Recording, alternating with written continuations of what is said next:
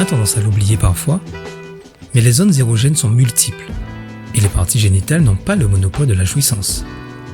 Certaines, comme mon invité du jour, l'ont compris pour leur plus grand plaisir, en découvrant notamment l'orgasme des seins. Si ce plaisir charnel est insoupçonné de beaucoup d'entre nous, les scientifiques s'y intéressent depuis longtemps. En 2011, par exemple, des chercheurs américains ont découvert que la stimulation des mamelons active la même zone du cerveau que le fait de stimuler le clitoris ou le vagin. À quoi ressemble l'orgasme mammaire? Comment y parvenir? Comment le vit-on? Je te propose d'en savoir plus avec notre nouvelle invitée. Moi, c'est Noélie, 29 ans.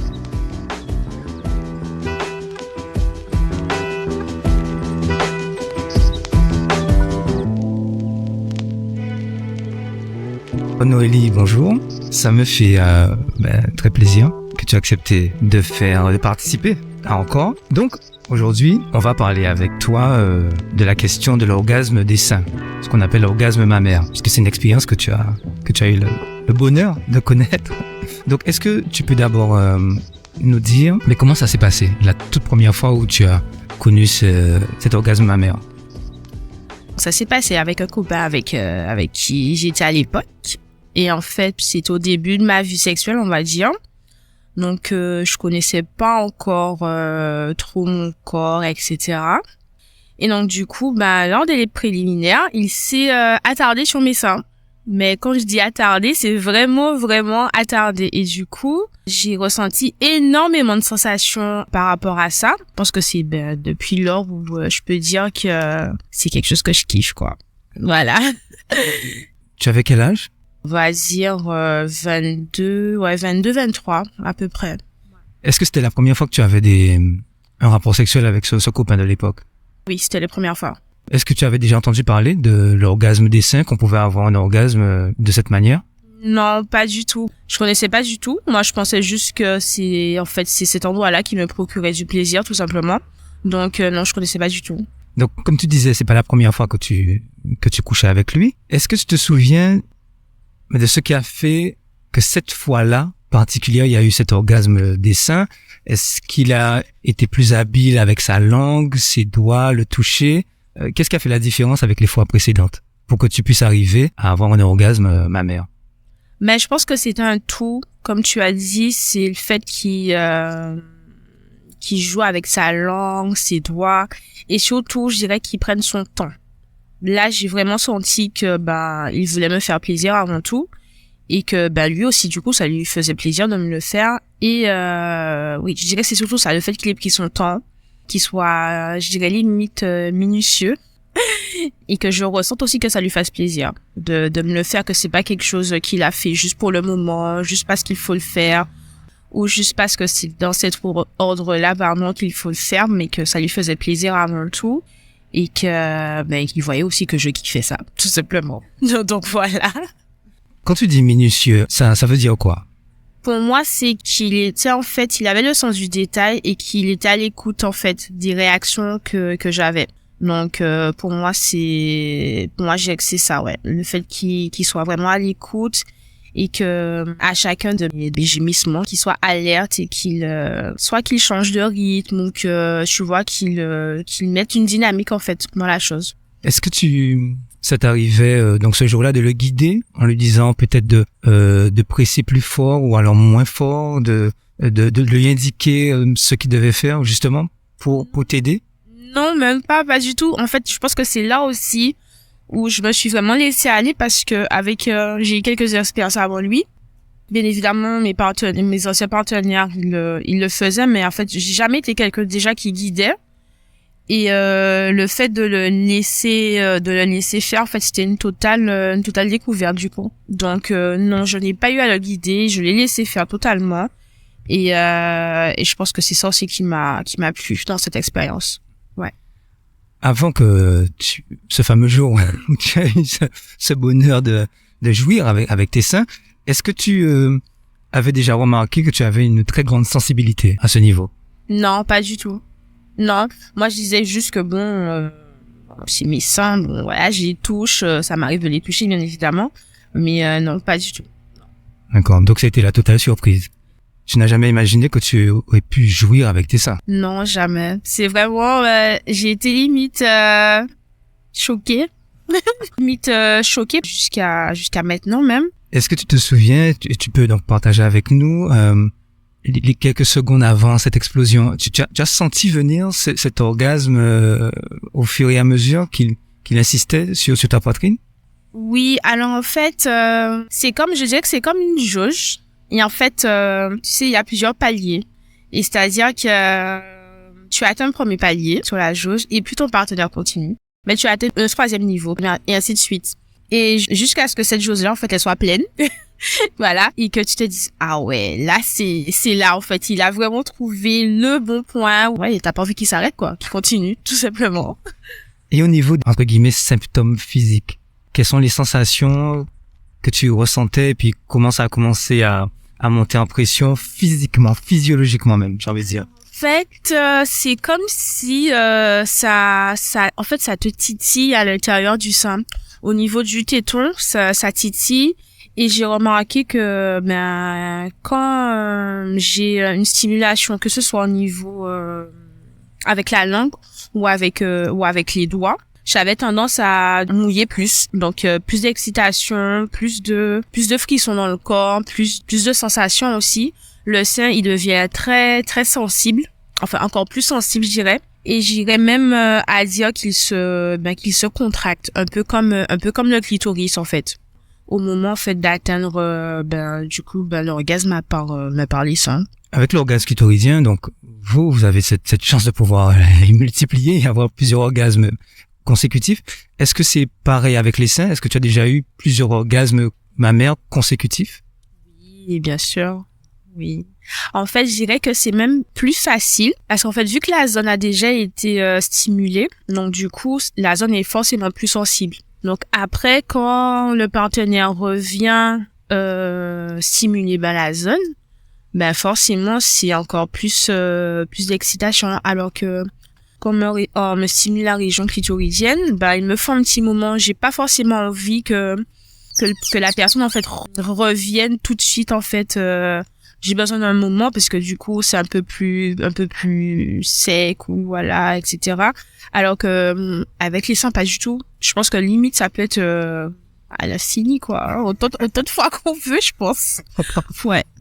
Tu as eu d'autres orgasmes mammaires que ce jour-là, j'imagine. Oui.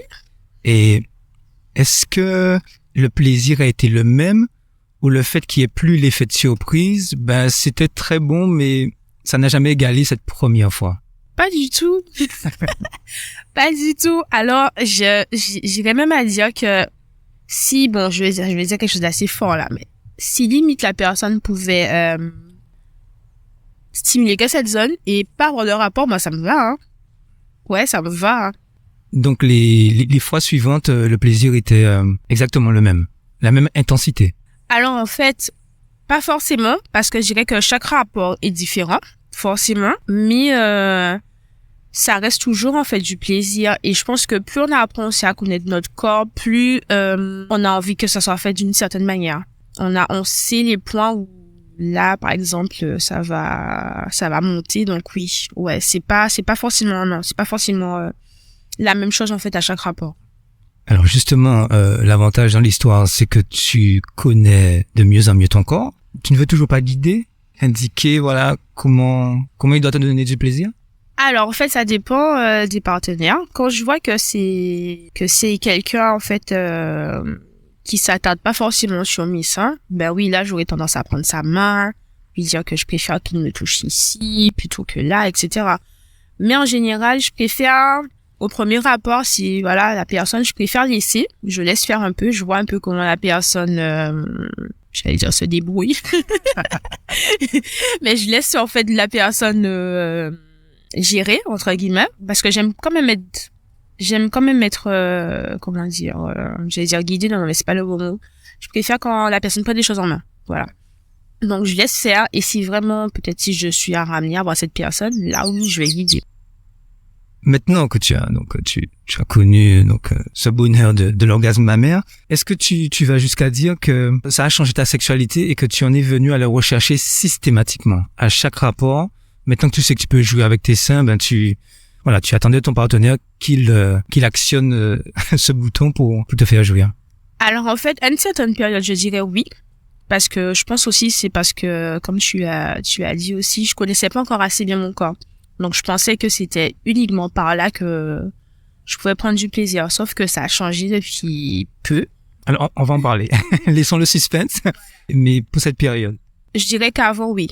Avant, oui, parce que je pensais que c'était uniquement par là, en fait, que je pouvais prendre du plaisir. Donc, non, je guidais pas. Enfin, comme je disais tout à l'heure, je laissais faire. Mais tu espérais quand même avoir cet orgasme à chaque rapport avec tes seins. Maintenant que tu avais connu ce plaisir et savoir combien ça faisait du bien. Ou alors tu pouvais avoir des rapports sans orgasme. Pas à chaque rapport, parce que j'ai pas envie que chaque rapport soit en fait une course ou une recherche en fait forcément à l'orgasme, tu vois. Je veux quand même que ça reste un moment de qualité. Je dirais que même si on n'atteint pas forcément l'orgasme, mais que l'échange qu'on a soit agréable, soit un moment de qualité, tout simplement. Donc, je dirais pas que je recherche ça forcément à chaque rapport. C'est arrivé qu'à certaines périodes, oui, parce que, je pense que j'en avais besoin sur le moment, donc voilà. Alors, en parlant de qualité, quand tu te masturbes, après avoir découvert cette sensibilité particulière que tu avais au niveau de ta poitrine, est-ce que tu as cherché à avoir un orgasme mammaire seul? Et si oui, est-ce que tu as réussi?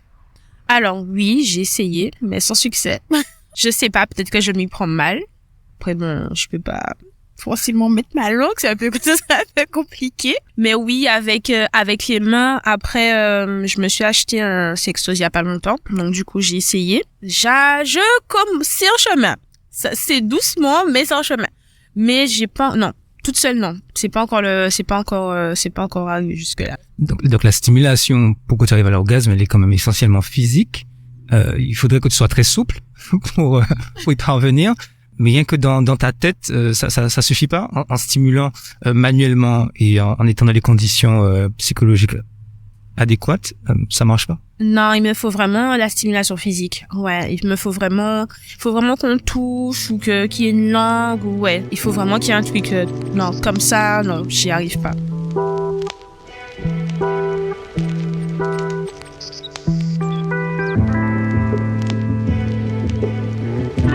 Alors Noélie, ton histoire est quand même assez intéressante parce que tu as quand même un rapport avec tes seins qui est très particulier. Je me souviens que tu n'étais pas forcément super fan de tes seins.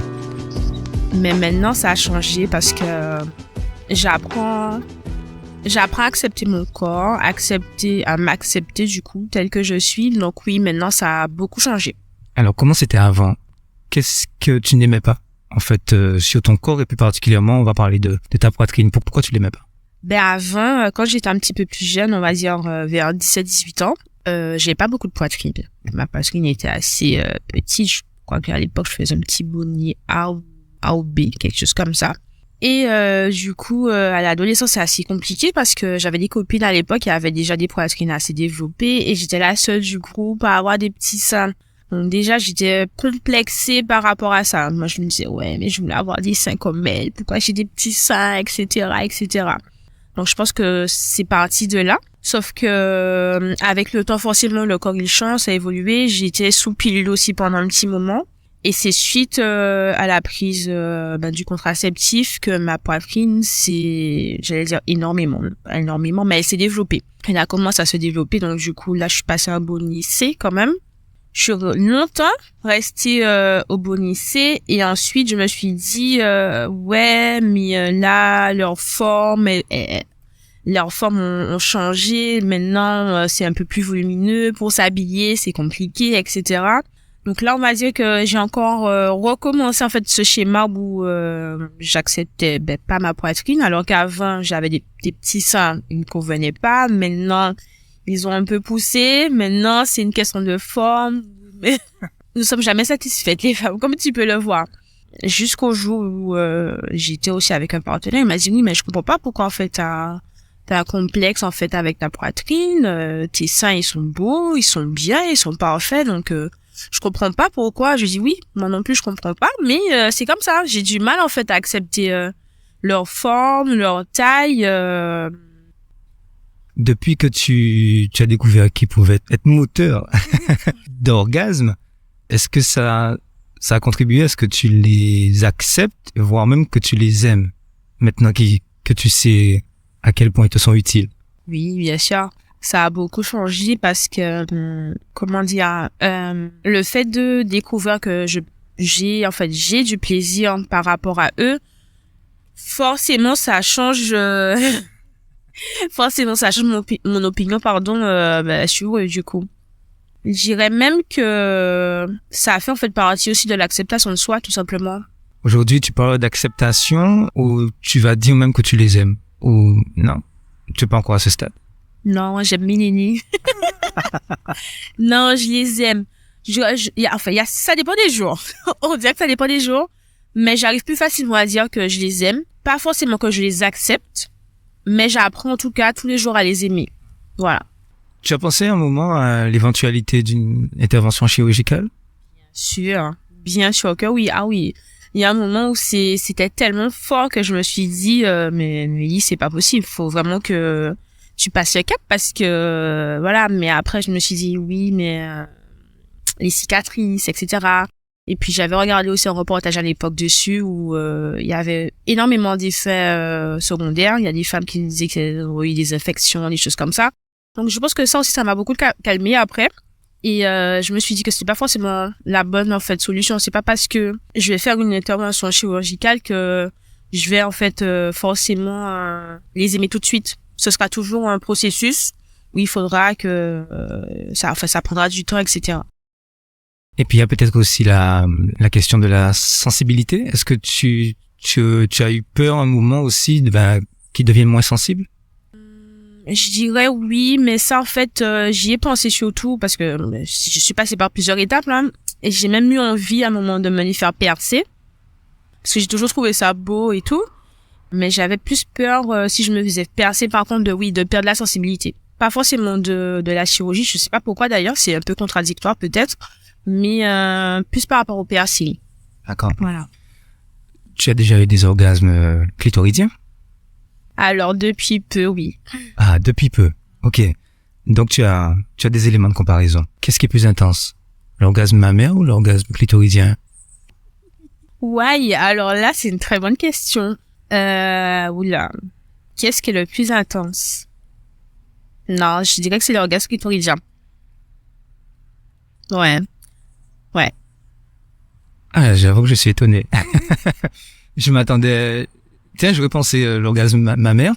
J'ai lu quelques témoignages et il y a quelques femmes effectivement qui disaient que chez elles, alors bien sûr ça varie d'une femme à l'autre, mais chez elles, l'orgasme mammaire était plus profond, plus intense. Et je me suis dit tiens, peut-être que Noélie ça serait pareil. Et en fait non.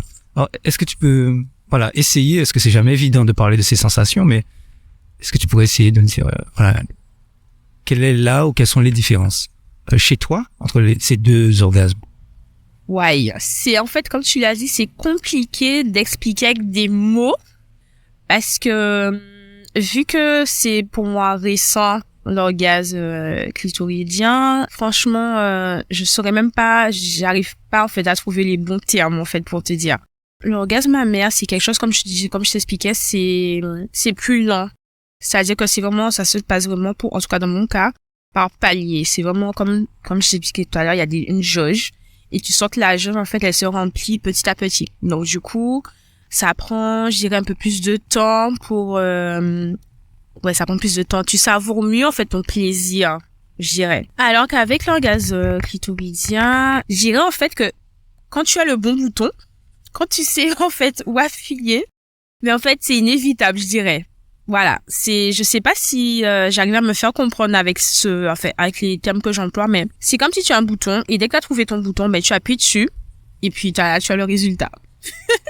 Je vois pas comment expliquer ça mieux que ça. Parce que quand j'ai eu l'orgasme clitoridien, je connaissais pas du tout. En analysant et le partenaire aussi avec qui je l'ai eu, en fait, il savait sur quel point appuyer. Tu vois? Donc, du coup, dès qu'il a trouvé le point, il y va, il continue, voilà, et c'est explosion, quoi. Voilà.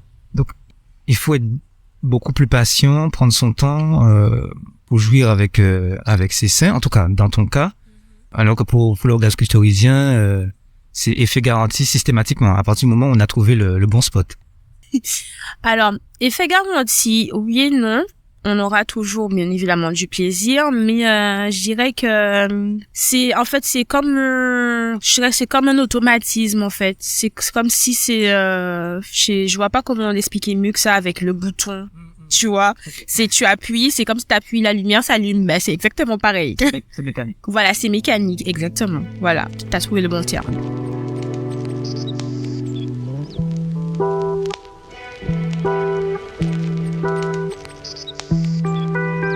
Alors, tu en as parlé brièvement tout à l'heure, donc je vais revenir là-dessus.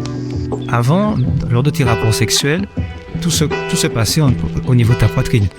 Tu n'étais pas trop sur tout ce qui est pénétration, si j'ai bien compris. Est-ce que tu peux nous expliquer? Alors en fait, la pénétration, comme je disais tout à l'heure, s'il y avait même pas de pénétration, ça me dérangeait pas. Évidemment, en général, oui, il y en avait, mais en fait, je prenais vraiment tout mon plaisir par là. Par la stimulation des seins. Exactement. Et donc, si le garçon me disait, écoute, je t'ai fait plaisir, ça me va, je dis, ouais, ok, y a pas de souci, et puis chacun rentre chez soi. Justement, c'est la question que j'allais te poser. Comment est-ce que tes partenaires, parce que pour le coup, ce n'est pas forcément une situation qu'on rencontre le plus souvent, comment est-ce que tes partenaires acceptaient le fait que ça t'allait très bien d'avoir un rapport sexuel sans pénétration? Eux, est-ce qu'ils t'ont fait part de frustration, ce genre de choses? Non, j'ai pas le souvenir. Après, oui, bien évidemment, il y en a quelques-uns, je pense qu'ils se sont un petit peu frustrés, bien évidemment. Mais non, j'ai pas en tête quelque chose, où j'ai eu de retour comme quoi ça a été super frustrant pour eux ou un mauvais retour. Mais si j'ai bien compris, ça arrivait quand même que même si toi tu t'en passais tout à fait, il arrivait qu'il y avait quand même pénétration. Oui, bien sûr. Bah parce que forcément avec la stimulation, je me retrouvais bien plus excitée et puis il fait que ça me faisait plaisir donc lui aussi, donc forcément je pense que ça donnait bien plus envie. Donc oui, il y a eu plus de rapports où ça s'est terminé par une pénétration que de rapports sans. Bien sûr. Pour autant, lorsqu'il y avait cette pénétration vaginale, est-ce que les seins étaient abandonnés? Un petit peu.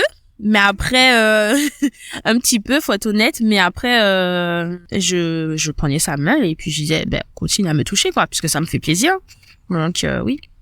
Est-ce que justement, tu arrivais à avoir du plaisir avec, justement, cette stimulation des seins qui continuait, ou tu pouvais continuer à avoir du plaisir avec tes seins qui étaient délaissés et uniquement avec la pénétration vaginale? Alors les deux, hein, bien sûr, parce que ça reste quand même une pénétration, on ressent des choses. Mais en fait, c'est toujours un plus. Tu as le gâteau et tu as, je sais pas, moi, la crème à côté. Et ça, c'était la crème. Et voilà. Donc, c'était la crème ou la glace, comme tu veux. Donc, bien évidemment, si toucher mes seins pendant le rapport, c'est toujours un plus. Ça augmente le plaisir. Lui, il voit aussi que je suis bien plus réceptive, bien plus, voilà. Donc, oui, bien sûr. Est-ce que tu as réfléchi à la question sur laquelle en fait tu n'avais pas besoin de pénétration vaginale à l'époque? Est-ce que ça a toujours été comme ça ou bien c'est arrivé suite à un événement particulier? Oui, à l'époque j'ai réfléchi pardon. Je me suis même dit que peut-être que j'ai un problème. Parce que je me disais que c'était peut-être même égoïste aussi de ma part un peu de me dire que j'ai pris mon plaisir, c'est bon, j'ai pas besoin de pénétration et puis ciao bye bye. Donc oui, bien sûr, j'y réfléchis, mais après je pense que les choses en fait se font par étapes dans ta vie. Et du coup, je pense que si à ce moment-là, j'avais besoin que de ça, c'est ce qu'il me fallait, tout simplement. Et que s'il fallait aller jusqu'à la pénétration, j'y allais en général. J'étais pas forcée ou brutalisée, pas du tout. J'essayais d'écouter en fait mon corps et mes envies. C'est assez important ça, d'écouter son corps et ses envies. Dis-moi Noélie, est-ce que il y avait chez toi un manque de confiance? Oui, j'irais même jusqu'à maintenant. Je travaille dessus, mais je pense que plus en fait j'apprends à me connaître, plus je travaille en fait sur ma confiance, et plus aussi ça se ressent en fait sur ma sexualité. Tu vois, plus je prends confiance en fait, j'arrive à mieux apprendre les choses en main. Comme je disais tout à l'heure, j'aime beaucoup quand le garçon prend les choses en main. Mais maintenant, ça me dérange pas du tout de prendre les choses en main. S'il est fatigué ou que, voilà, je fais ce qu'il y a à faire, tout simplement. Voilà. Alors tu as anticipé ma question, parce que justement, j'allais te demander, selon toi, quel impact ce manque de confiance que tu as en toi a eu et a encore un peu sur ta sexualité? Waouh. Ouh là là, c'est une question super intéressante. Alors, ça a eu énormément d'impact parce que je m'autorisais pas en fait à me laisser aller, à faire certaines choses, à être plus ouverte d'esprit. Mais par rapport, je pense à mon environnement, aussi à l'éducation l'éducation que j'ai eue, qui fait que il a fallu, enfin, il faut encore, parce que c'est encore un travail que je continue jusqu'à maintenant, j'ai dû déconstruire énormément de choses, en fait, dans mon esprit, me dire que c'est pas parce que tu penses comme ça que, entre guillemets, c'est sale, ou que c'est malsain, en fait, de penser comme ça. C'est naturel. Je pense que tout le monde devrait connaître ce chemin-là. Tout le monde devrait faire ce travail-là et prendre confiance en soi déjà. Et pour ça, pour tous les aspects en fait de leur vie, parce que avoir confiance en soi, forcément, ça va aussi pour moi se répercuter sur une bonne sexualité, sur une sexualité en pleine conscience, avoir du lâcher prise, parce que c'est fait pour se faire plaisir, au-delà de procréer, etc. Mais c'est aussi pour se faire plaisir. Est-ce que tu as des exemples pour illustrer le fait que, voilà, tu avais des pensées que tu aurais pu penser malsaines ou mauvaises et tout, et qui en fait, comme tu disais, qui sont tout à fait naturelles, que chacun a ses fantasmes? C'est un peu contradictoire ce que je vais dire, mais je vais t'expliquer pourquoi. Alors en fait, le plan à 3 ou les plans à plusieurs, peu importe, j'ai toujours trouvé ça malsain. Genre, c'est sale, c'est quelque chose, c'est bizarre. Et au-delà de ça, en même temps, c'est un fantasme. Enfin, c'est encore un fantasme jusqu'à maintenant, que j'ai pas encore assouli. Il y a quelques minutes, tu parlais justement du lâcher prise et que les choses avaient évolué au niveau de ta sexualité. Maintenant que tu te découvres de plus en plus. Alors, qu'est-ce que tu as justement découvert au-delà de l'orgasme mammaire? Non.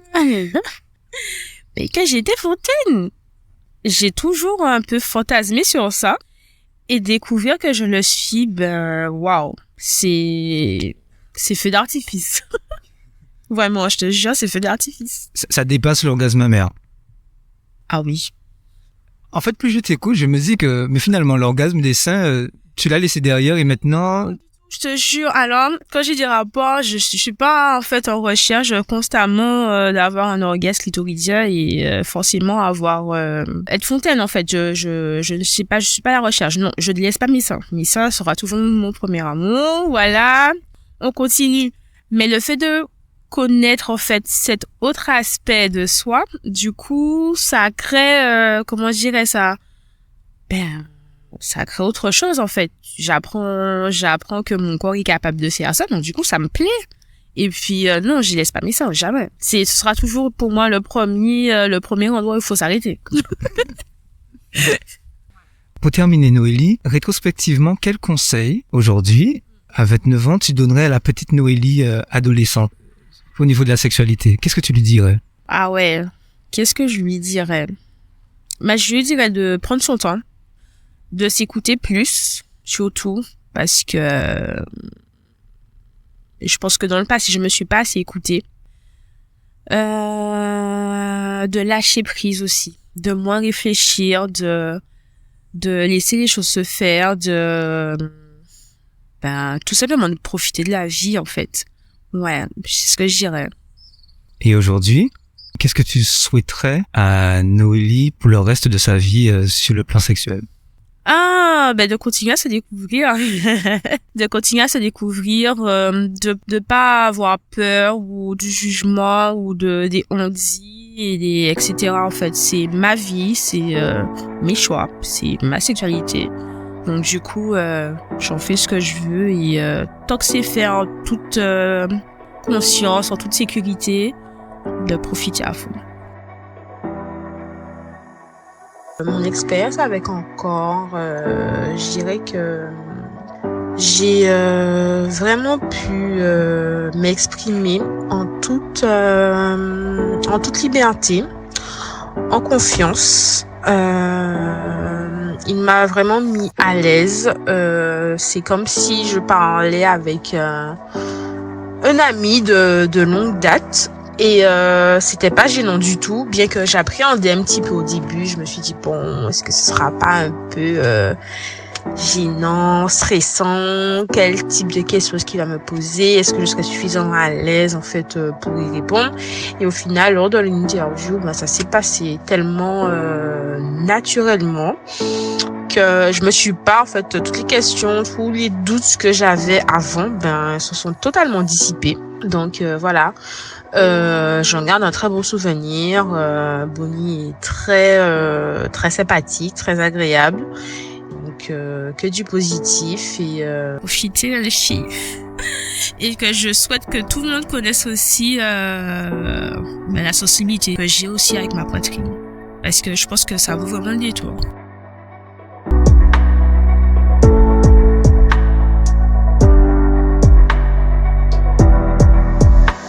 C'était Encore, saison 3, épisode 2, avec Noélie.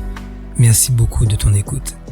Si tu as aimé, n'hésite pas à partager autour de toi parce que on ne jouit bien que de ce qu'on partage.